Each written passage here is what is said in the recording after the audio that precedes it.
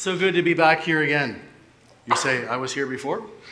Yes, we were here almost 2 years ago. Actually, we shared here on April 2nd, 2017. So just a few months after we were released. And it wasn't April 1st because we wanted to tell a true story, right? So we served in China for 30 years. Then we had 2 bonus years from God. That's what we call them because they were. We want to share a little bit more today about that story. And we do have a book. It's in the... Bob doesn't have the only one. There's others. In the lobby. And it's a book that Julia wrote. And she wrote it and she talked to me trying to get stories out of me. And, she would say, look, describe that to me. And I would say, it was hard. You said, no, I need more detail, more adjectives. I say, well, very hard. Okay, so I'm not so descriptive, okay? But it was very, very hard, okay? Just so you know. Today, since we're let go of China, we're deported, God has opened so many amazing doors for us. Doors that we never have dreamt of. From going into Burma, into restricted access areas, to India, to another restricted access nation. God has just opened incredible doors that never would have crossed our minds before. And today I want to tell you about a little bit more about what's going on. And you might have asked the questions. Was God present? Okay. Sometimes we wonder that. Okay. Was it peaceful, pleasant, pain-free? Well, the first one is true. Okay. The others, not so much. Were we anxious? Even though God says, be anxious for nothing. A number of people have said to me over the last couple of years, I could never do or never go through what you went through. And I say, yeah, that's true. Neither could I, except for the grace of God, right? God gives us the grace for what we need. Always. Jesus said to Paul, my grace is sufficient for you, for my power is made perfect in weakness. I was weak. I still am. But God's grace is perfect. Jesus, he went through some storms. The one in Matthew chapter 8 was actually a literal storm. He was sleeping in the back of the boat, and the disciples, I guess they're rowing across the lake, and a furious storm comes up on him. And Jesus doesn't wake up until, the disciples shake him and say, Jesus, we're going to die. Jesus was at peace. He wasn't worried. He wasn't concerned.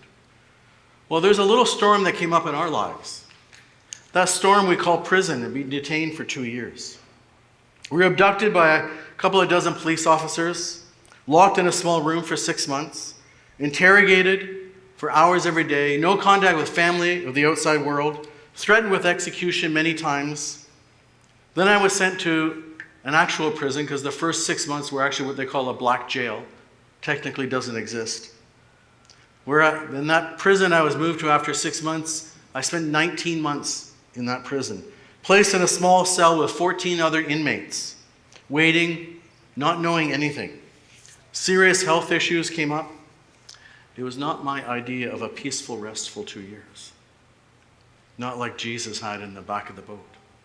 One inmate, when I first got to the prison, so this is the first day or two I was there, trying to be very, very helpful to me. Now everything's in Chinese, I'm the only foreigner in the prison. And he said to me, Kevin, just think of it as a long holiday. Okay, a Caribbean beach it was not, all right? Just so you know. Yet Jesus says in John 14:27, he says, peace I leave with you, my peace I give to you. I do not give to you as the world gives. Do not let your hearts be troubled, and do not be afraid. How can this be in the most horrible of situations, in the most furious of storms in our lives? How can Jesus say, my peace I give to you? Well, he says it because it's available, because it's true. He does give us his peace. He meant those words for every day of our lives, not just the beach days. He meant it for the prison days and the storm days too. He means it for every single day that we have. He says, my peace I give to you. The Bible refers to the idea of peace over 420 times. It also refers to fear not or do not fear over 365 times. God's just trying to tell us you don't need to fear. You will, because you're weak. I learned that very quickly. But you don't have to fear because my peace I give to you. Sometimes peace came during the storm. Like Jesus was in the storm and he was quite peaceful, quite happy to sleep in the back of the boat. The disciples, not so much. Okay? So many times for me, there was a fear, or you could say a lack of peace. And sometimes it nearly overwhelmed me, especially in those first minutes, hours, days, and weeks that turned into months and then years. Fear would come. And sometimes I almost just broke down. But yet, every time I called to God, every single time, his promise of peace, Philippians 4:7, he says, peace which transcends all understanding or surpasses all understanding would come. And to me, it was so incredible because it would just wash over me like a waterfall. It would just like a wave, the ocean crashing over me, and there would be that peace. Had nothing to do with the situation. I was still in the prison cell. I was still in that cell with 14 other people. It still was not fun or easy. It was really hard. But that peace would come. With the threat of execution, that peace would come. But I learned I had to ask. I had to ask God, and every time I asked, he answered. And I believe many of you prayed, and you were answers to that prayer too. Because there's some days I could not even pray. There are some days I had no words. But peace came. Let me read you a brief paragraph from our book. It says, I cried to God many times a day, often many times a minute. Every time peace came. Words, phrases, or timely passages connected me to aspects of God's character and his larger story, helping me trust and manage the debilitating pain. Sometimes pain gripped so tight my whole body radiated an all-encompassing ache, as if my body would one day have enough and collapse. One evening, deep despair set in. Overcome with constant waves of pain, unable to sleep, I hummed an old hymn and stopped after the first phrase that said, take my life and let it be. And I just said, God, you can take my life. I just can't do it anymore. But again, I called, I cried, and that peace came. Because it always does, and it always did. Yeah, I did feel despair. But again, God kept coming through. Sometimes it came through in a verse, just be dropped into my heart. Sometimes there was a song that would come to mind. I didn't know I knew so many songs. I actually started writing them down. I wrote down over the titles to over 200 songs. I had no idea I knew that many. Now the words were a different story, but I couldn't remember them all.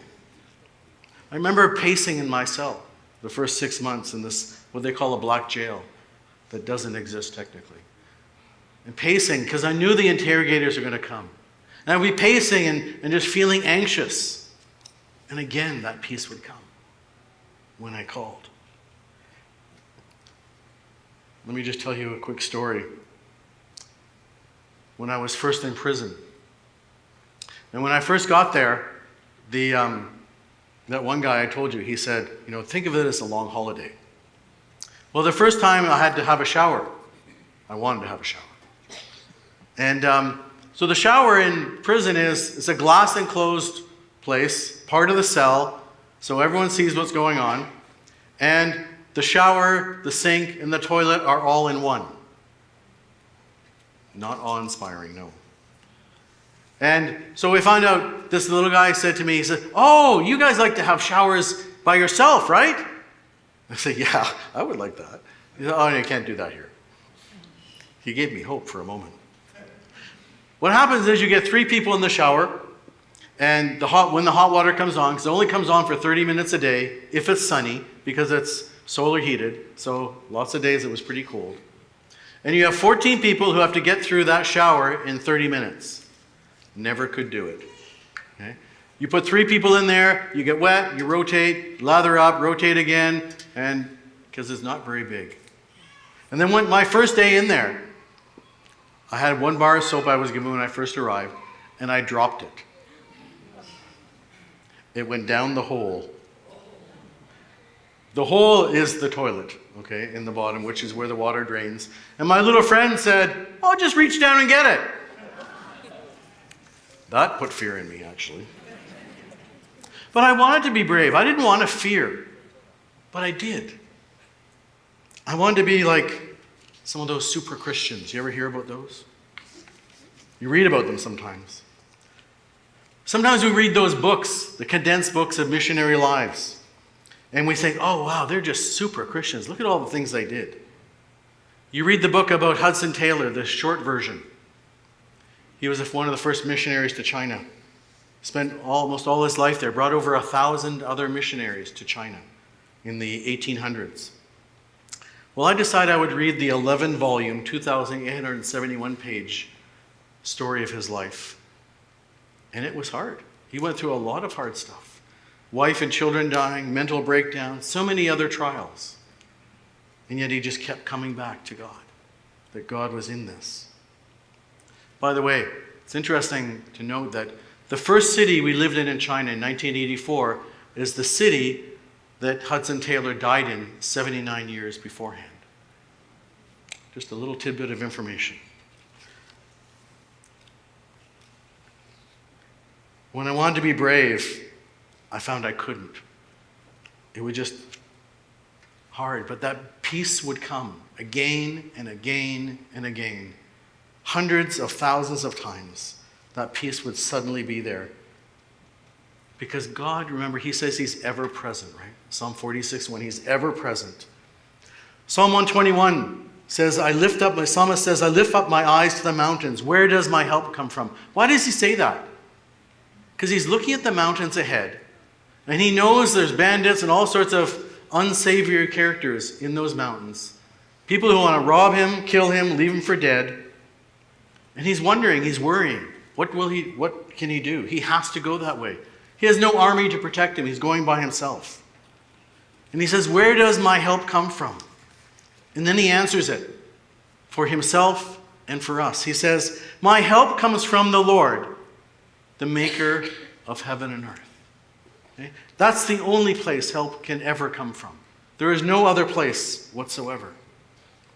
So when he says, my help comes from the Lord, that was for me too. It's also for you today. Your help, no matter what storm. If you're on a beach, okay. If you're in a prison, the help will still come. It can. But sometimes that peace would come before I needed it, not during the most fearful times. So one day, well, actually every day was almost the same in prison. It was very, very routine. And I quickly learned I liked routine. Because disruption meant problems. Now, once in a while there were fights. They weren't too often, but those were actually welcome breaks. But anyways, that's another story. But every day, breakfast is 6:40. Never changed. Always the same breakfast. I'll stop eating that after a while. Inspection every day at 8:30. Lunch every day at 11. Even though the food, if food came probably an hour or two beforehand, so it sat there.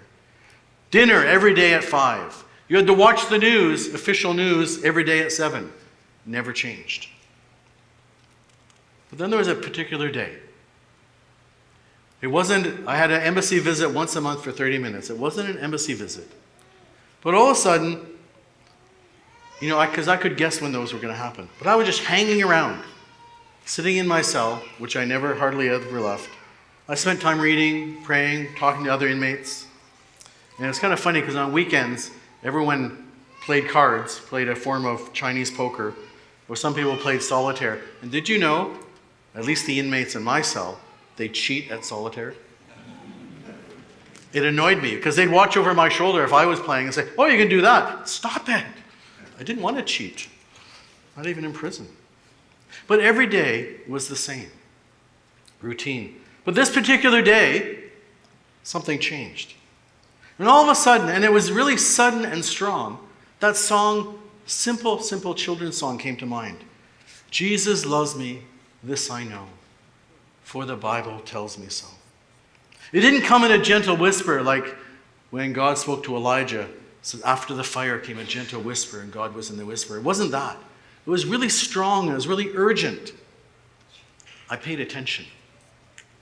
You could say it actually arrested me. I was arrested already. But literally moments after that song was dropped into my heart, someone came to the cell door, a guard, took me out. They took me to an interrogation room, and they charged me with espionage. That was not peace-inspiring. But God had said to me beforehand, my peace I give to you. I love you. I know what's going on. I know where you are. And I just want to let you know I'm in this. I know what's going to happen. You know, we're going to have some trouble in this world. You know that, right? We all experience some trouble, some storms in our lives. But remember this, his peace comes. Sometimes it comes before we need it, and he tells us. Sometimes it comes in the midst of the storm, and we can sleep through it. Sometimes it comes after. God is truly our peace. If you search through the dictionary and you read all the definitions in all the dictionaries, you'll find one thing missing, and that is the source of peace. You'll find descriptions of peace, states of peace, ways that peace is proclaimed, like shalom. You'll find greetings. You'll find peace, conflict resolution type peace. But you won't find where it comes from. And Kevin and I both, even though we were involved in a diplomatic tit-for-tat between Canada and the United States, similar to what these two Canadians are in right now, we had the source of peace. We had the Almighty, living God, the one that Isaiah in chapter 9 prophesies is the Prince of Peace. And the one that Jesus himself, after he came as the Prince of Peace, when he was going away and his disciples were all worried, he said, I've got this. The Holy Spirit is going to come. And you'll be able to have a residing peace for all generations. So when I give you a task, go into all the world and tell this good news, it will always be with you. I will be with you, he says. That is what we went into this situation with, and that is what we came out with. And that is why you also need to pray for the people that are in those situations without that. Please pray for the two Michaels in prison right now. Please pray that they would somehow, in that context, one is in the same city as we were taken, that they would come to that peace. So yes, pray for believers suffering injustice and things around the world, but please also pray for those who don't know how to cope. And for example, I was, in my isolation room. Over time, what do? You just start, okay, I'm watching how every mosquito splatter is different. Wow, so unique artwork. I'm watching the tap, which is only on a little bit. I'm watching every last drip go into the sink. Actually, I found out I could use up 90 minutes. Took quite a long time for the last drips to come out. You see, you focus on things differently. You're trying to find ways to cope. I stood by my window. I was only allowed to stand a meter from the window, barred window, but if the curtains were closed, I could stand right up to the window. And after dinner, the guards and the interrogators would take a walk outside. And it was down below my window. I was on the second floor in an isolation room. And I just listened by the window to grab little phrases that they were saying. And I'd try to hear my name, because I was hoping I would hear something like, tomorrow's the day of release. I was hoping that I could put it together in a story that would be a story of hope. But God always writes hope stories. That's what's amazing. So even while I was in there struggling with my humanity and calling out to God on a daily basis, he was writing a hope story, and he was providing the grace and the peace for me to live through that piece of my story. And so there were days when it absolutely didn't feel like that at all. There were days when I just had to go, okay, he is our peace. Or I would just sing, peace like a river, there's peace. I'd just sing these songs, and I'd just go, I'm going to make this, I'm going to take this, I'm going to receive this. I had lots of time to sing. But then my two guards who sat inside my room 24/7 for 6 months, and they rotated on 8-hour shifts, I'd be trying to sing, and they'd be doing things like this, trying to make their hips slimmer. It's really annoying to listen to that noise inside your room for hours, and I don't think it makes your hips slimmer. But they had this idea. So, these little things would annoy me, and they would even steal my peace. I'd be like, even in my room, you have to do this annoying thing like slap your hips for 30 minutes. And there were days when I just like crying and crying and crying in the room. It was like tears were releasing all this suffering that I was going through. And there was a day that I just said, God, I can't do this anymore. I'm losing the peace. This is too long. I don't know if my children what's happening to them. Our 4 children, all in different places, one of them in China at the time. I don't know if my parents are even alive. I won't get any news for another month. What if my father, something happened? And I'd have all these anxious thoughts that are very, very human. God was prepared for that with answers of peace, because he is not only our resident, residing peace, but he wraps us in his peace. And there was one time that was amazing. I got a gift. And this gift was supposedly from my son. So it was at Christmas time, and they brought it into the cell. And they said, your son Peter has sent a gift, and we're so happy to give it to you. They were being very gracious with our holidays. And so I saw this gift was a red shawl. And I opened it, and I just wrapped it around myself. And do you know what I felt? Peace. I felt like I was wrapped in peace. And then I looked down at the shawl, and I noticed that sewn into it in red thread were 2 words, love you. It wasn't from my son. He doesn't know how to sew. Then I knew it was from my best Chinese friend. She was sending me a message of love. She was an ambassador of God's peace for that moment right in my room. And that's what he does for each of us. That's how we partner with each other as a giant family. That's why when I come here, I feel like this is my family I'm talking to. I'm sharing with my family. And if I had time to hear all your stories, I would also go away encouraged. God resides in us. That is his way of giving us his permanent peace. God wraps us. And then God uses that peace to reach others. Now that's amazing in a cell. How does that look? I'd have this peace come over me, and then the knocks, 3 knocks for interrogation.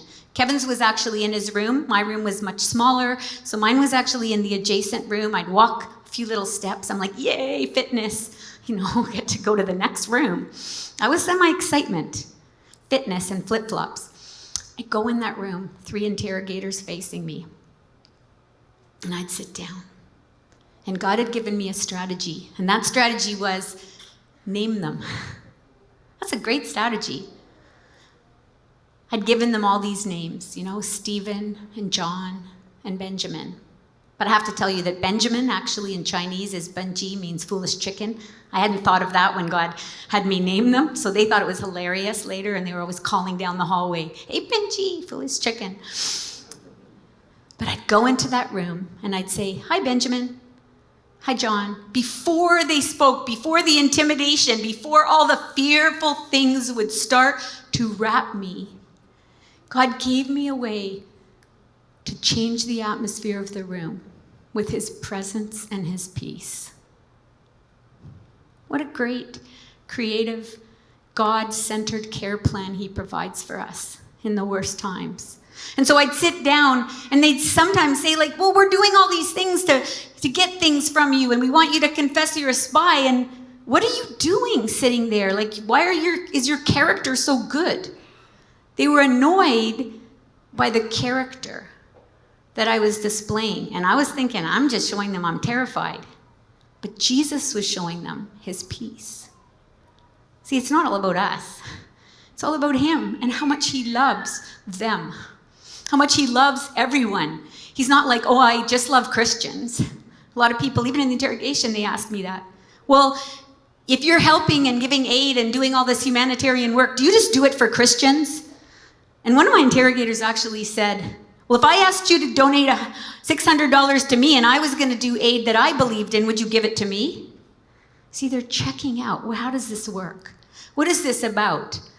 And I said, yes. And if you did something wrong with it, then you would be responsible for that. I said, if you're asking me to trust you, that's how God is with us. He puts things in our hands that we feel like we can't handle or we're not ready to handle and we may not even be trustworthy.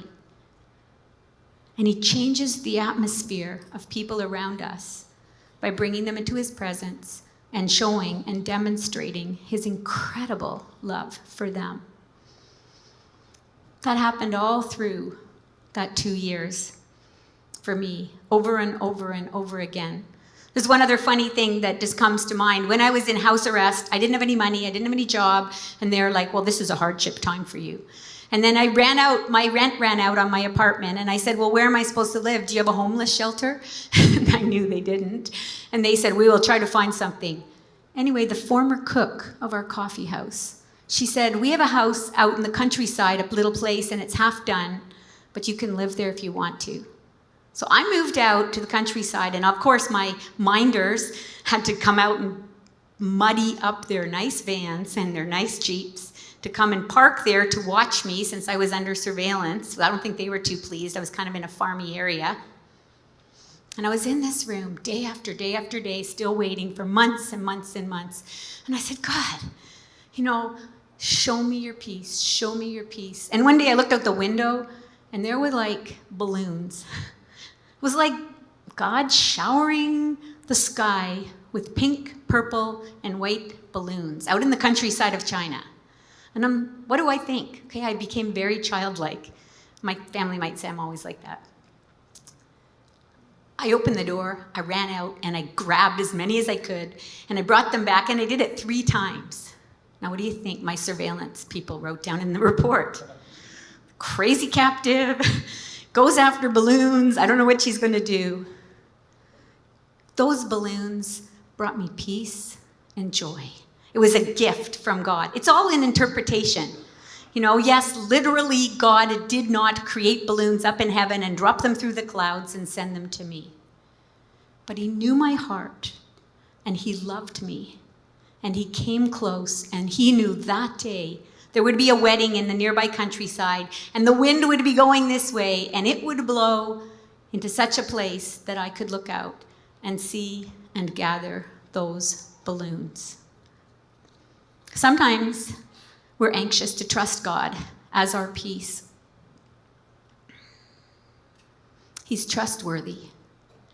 Some of you may not even know that resident peace. Some of you may not have been wrapped in peace or need again to be wrapped in peace. Some of you may not even have a relationship with the God that gives peace. I can testify, in the worst times, God is my peace. Truly is my peace. And when we came back, and since then we've had 2 years at home, just over 2 years back at home. And lots of people offered us, here, have this job. Would you like this job? Maybe you should come here. Maybe you should do this. And I felt the peace starting to go, oh no, Canada, I can't cope in Canada. But I had that resident peace. God said, I am your peace. In time, I will show you where to go. I will show you what to do. And many people were just so kind and gracious, and we were thankful for all those things. But our peace was not in those things. It was not in the fact that we found an apartment to rent after 18 months. It was not in the fact that our children were okay and our parents were still alive. Our peace was in God. That no matter what, walking through this 2 years hasn't even been that easy for us in Canada. But God is our peace. And then after 17 months, he just opened a door for us to go back overseas. And he said, now you can go back to restricted access nations.